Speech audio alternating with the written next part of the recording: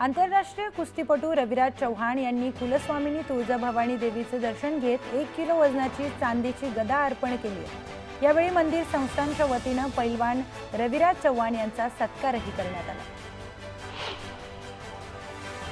अहिल्यानगरमध्ये विविध मागण्यांसाठी कृषी विज्ञान केंद्राच्या कर्मचाऱ्यांनी विद्यापीठाच्या गेटसमोर धरणे आंदोलन केले।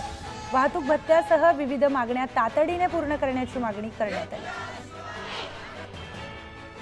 चक्रीवादळ निवारा आपत्ती व्यवस्थापनाअंतर्गत रत्नागिरीतल्या किनारपट्टीवरील गावांमध्ये भूमिगत वीज वितरणाची व्यवस्था करण्यात आली आहे। मात्र या वीज वाहिन्यांच्या कामातील निष्काळजीपणा नागरिकांसाठी धोकादायक ठरतोय। याबाबत वेळीच उपाययोजना करण्याची मागणी नागरिकांनी केली। जळगावमध्ये घरेलू आणि बांधकाम कामगारांनी सहाय्यक कामगार आयुक्त कार्यालयात जोरदार निदर्शनं केली। बोगस कामगारांची नोंदणी बंद करण्यासह खऱ्या कामगारांना न्याय द्यावा यासाठी कामगारांनी आंदोलन केले। परभणी पालिका अस्तित्वात येऊन 13 वर्ष उलटून गेली, मात्र अद्यापही पालिकेत मंजूर झालेली पदं पूर्णपणे भरण्यात आलेली नाही। त्यामुळे एकाच अधिकाऱ्याकडे आणि कर्मचाऱ्याकडे 2 ते 3 विभागांचा कारभार असल्याने कामं संथ गतीने होत आहेत। त्यामुळे नागरिकही त्रस्त झाले। चंद्रपूरकरांनी आज शून्य सावली दिवसाचा अनुभव घेतलाय। कुठल्याही गोष्टीची सावली ही अगदी सरळ पायात पडते, त्यामुळे सावली नसल्याचा आभास होतो। घाटंजी तालुक्यातील ज्येष्ठ नागरिकांचे श्रावणबाळ संजय गांधी योजनेचे निराधार पेन्शन गेल्या 5 महिन्यापासून थकीत असल्याचे समोर आले। यावेळी तातडीने पेन्शनची रक्कम जमा करण्याची मागणी करण्यात आली। यासाठी साथी निराधार संघटनेने मुख्यमंत्र्यांना निवेदन दिले। बातम्यांचा वेगवान आढावा घेऊयात, पाहूयात दुपारच्या 100 बातम्या। भुजबळांनी मंत्रिपदाची शपथ घेतल्याने आता नाशिकच्या पालकमंत्रीपदाचा तिढा वाढण्याची शक्यता आहे। शिवसेना भाजपमध्ये रस्सीखेच सुरू असताना आता राष्ट्रवादीकडूनही मंत्रिपदाचा दावा होणार असल्याच्या चर्चांना उधाण आले। राष्ट्रवादीचे नेते छगन भुजबळांनी मंत्रिपदाची शपथ घेतली। अन्न आणि नागरी पुरवठा खातं भुजबळांना मिळण्याची शक्यता आहे। अखेर मंत्रिपद मिळाल्यानंतर छगन भुजबळांची नाराजी दूर झाली आहे। 8 दिवसांपूर्वीच मंत्रिपदाचं ठरलं होतं अशी माहिती भुजबळांनी दिली, तर ज्याचा शेवट चांगला ते सगळंच चांगलं होतं असं वक्तव्य छगन भुजबळ यांनी केलं। छगन भुजबळ मंत्री झाले तरी आम्हाला फरक पडत नाही, मात्र भुजबळांना मंत्रिपद दिल्यानं अजित पवारांना याची चांगलीच किंमत मोजावी लागेल असा थेट इशारा मराठा आंदोलक मनोज जरांगे पाटील यांनी दिलाय। मुख्यमंत्री देवेंद्र फडणवीस आणि उपमुख्यमंत्री अजित पवार असं का वागले असा सवाल जरांगेंनी विचारलाय। तर पुढील काळात मराठ्यांच्या नाराजीची लाट दिसेल आणि भुजबळांचा शेवट लवकरच होईल असा थेट इशारा जरांगे पाटलांनी दिलाय।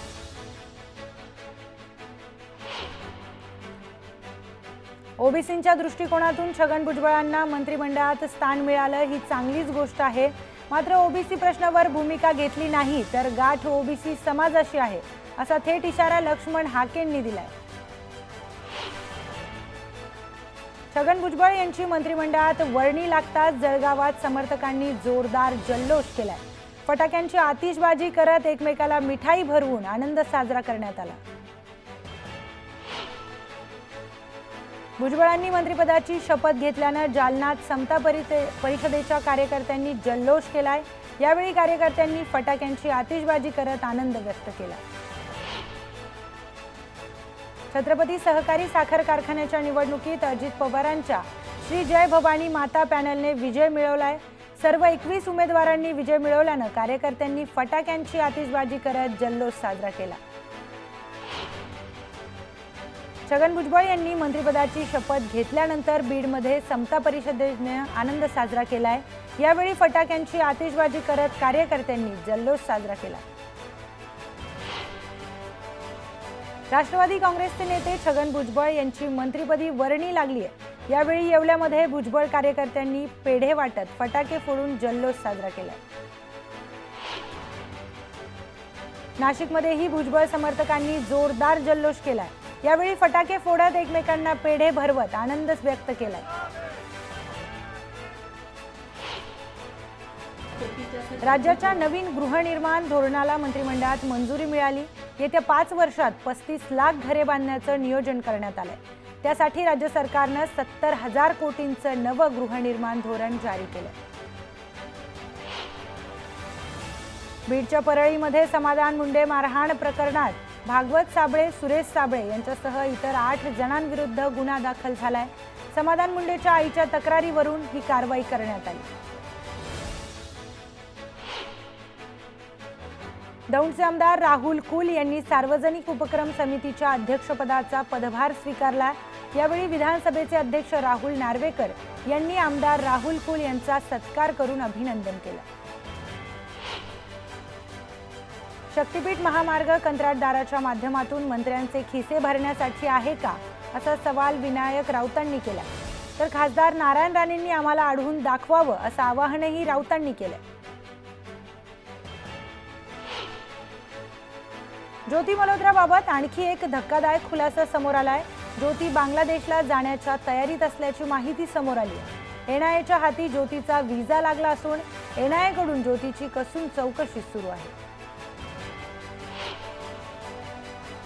पाकिस्तान हाय कमिशनसाठी काम करणारा दानिश घुसखोरीसाठीही मदत करत असल्याचं उघड झालंय। लोकांचे व्हिसा क्लिअर करण्यासाठी पैशांची मागणी दानिश करायचा, अशी धक्कादायक माहिती तपास यंत्रणांनी सूत्रांना दिली। पाकिस्तानला आम्ही घरात घुसून धडा शिकवला। दहशतवाद संपवण्यासाठी भारतीय लष्कर सक्षम आहे, त्यामुळे नवा भारत आता थेट प्रत्युत्तर देतो, असं म्हणत योगी आदित्यनाथ यांनी पाकिस्तानला थेट इशारा दिला।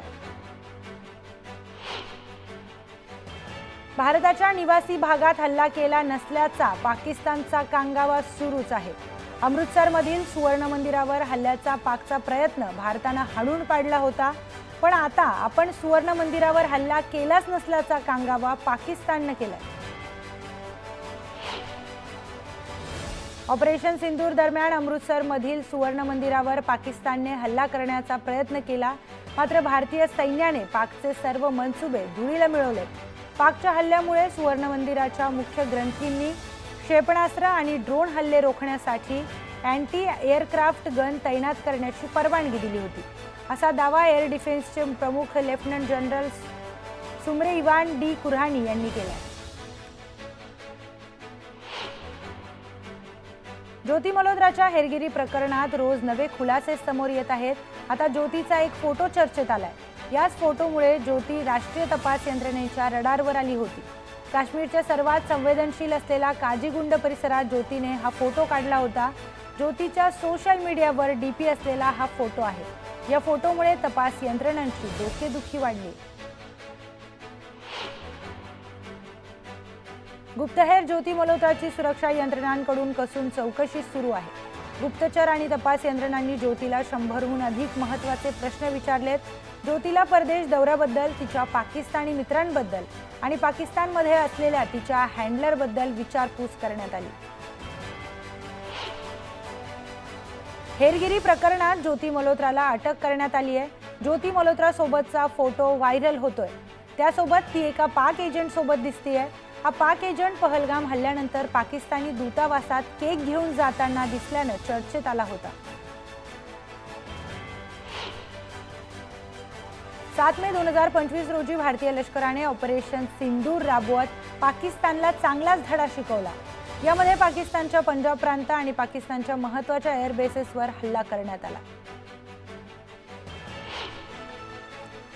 जम्मू काश्मीरच्या अखनूरमधील मोबाईल कमांड सेंटरमध्ये भारताने पाकिस्तानवर केलेल्या प्रहारची रणनीती तयार केली होती। या सेंटरमध्ये न्यूज 18ची टीम पोहोचली। ऑपरेशन सिंदूरच्या वेळी भारतीय सैन्यांना ही यंत्रणा हाताळली होती। ऑपरेशन सिंदूर दरम्यान भारतीय सैन्याने आधुनिक शस्त्रांचा वापर केला। या शस्त्रांपुढे पाकिस्तानने गुडघे टेकले। ऑपरेशन सिंदूर यशस्वी करण्यासाठी सैनिकांनी शस्त्रे वापरत पाकिस्तानला योग्य प्रत्युत्तर दिले। ऑपरेशन सिंदूरमध्ये भारतीय सैन्यानं आपलं शौर्य दाखवलं। टेहळणी कक्षातून पाकिस्तानच्या प्रत्येक कृतीवर बारीक लक्ष ठेवलं जात होतं। हायटेक कॅमेऱ्याच्या माध्यमातून पाकिस्तानच्या नापाक कृती रेकॉर्ड केल्या जात होत्या। पंजाबच्या अटारी सीमा आणि फिरोजपूरच्या हुसैनीवाला सीमेवर आजपासून बीटिंग द रिट्रीट पुन्हा सुरू होणार आहे। मात्र भारतानं या सेरेमनी दरम्यान गेट बंदच ठेवण्याचा आणि पाक सैनिकांशी हस्तांदोलन न करण्याचा निर्णय घेतलाय। पहलगाम दहशतवादी हल्ल्यानंतर भारतानं सुरक्षेच्या कारणास्तव पाक सीमेवरील बीटिंग द रिट्रीट सेरेमनी बंद केली होती। आर्मी प्रमुख जनरल उपेंद्र द्विवेदी यांनी राजस्थानातील लोंगेवाला फॉरवर्ड पोस्टचा दौरा केलाय। ऑपरेशन सिंदूरमध्ये सहभागी झालेल्या सैनिकांची त्यांनी भेट घेतली। रशिया आणि युक्रेन दरम्यानचा संघर्ष थांबवण्यासाठी ट्रम्प आणि पुतिन यांच्याशी चर्चा केली आहे। सुमारे 2 तास या दोन्ही नेत्यांमध्ये चर्चा झाली।